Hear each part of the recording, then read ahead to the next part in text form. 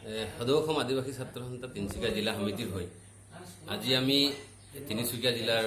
নিবাসী তথা তিনিচুকীয়া থাৰ্মেলৰ ওচৰৰ অবিনাশ কেৱট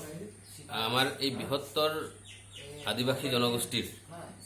এই জনগোষ্ঠীটোৰ অৰ্থনৈতিকভাৱে আমি যথেষ্ট দুৰ্বলতা হোৱাৰ পিছতো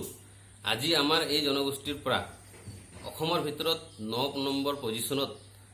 তেখেতে স্থান লাভ কৰি আমাৰ এই বৃহত্তৰ অসমত বসবাস কৰা প্ৰায় 1,20 লাখ জনগণক তেখেতে এক বাৰ্তা প্ৰেৰণ কৰিছে যে আমাৰ দৰিদ্ৰতাই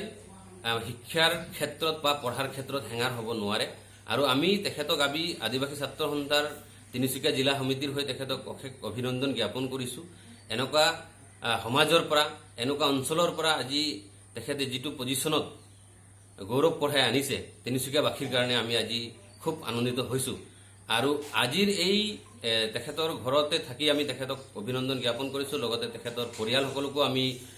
আদিবাসী ছাত্ৰ সন্থাৰ তৰফৰ পৰা অভিনন্দন জ্ঞাপন কৰিছোঁ। তেখেতসকলে যথেষ্ট এজ এ পুত্ৰ হিচাপে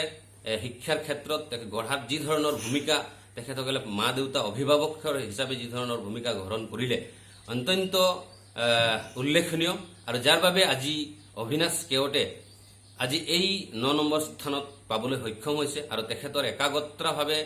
পঢ়াৰ যি মানসিকতা তৈয়াৰ কৰি যি পঢ়িছিলে যাৰ বাবে আজি এই সাফল্য অৰ্জন কৰিছে। গতিকে আমি আদিবাসী ছাত্ৰ সন্থা হৈ তিনিচুকীয়া জিলা আজি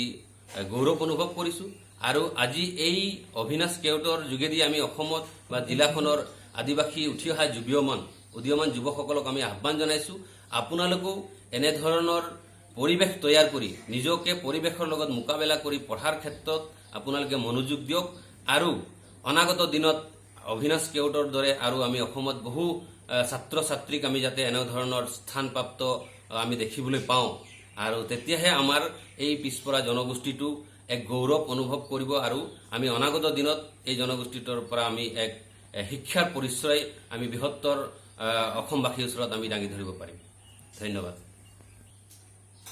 নমস্কাৰ, মোৰ নাম শ্ৰী অবিনাশ কেৱট। মই তিনিচুকীয়াৰ চেণ্ট ষ্টিফেন হাইস্কুলৰ পৰা এইবাৰৰ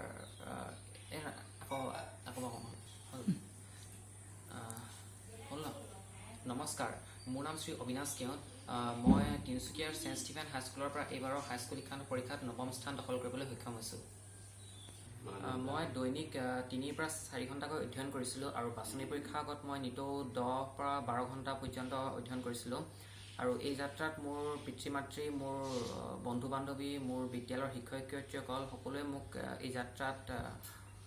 প্ৰেৰণা যোগাইছিল আৰু তেওঁলোকে মোক কৈছিল যে তুমি পাৰিবা আৰু এতিয়া তেওঁলোকৰ আশাটো পূৰণ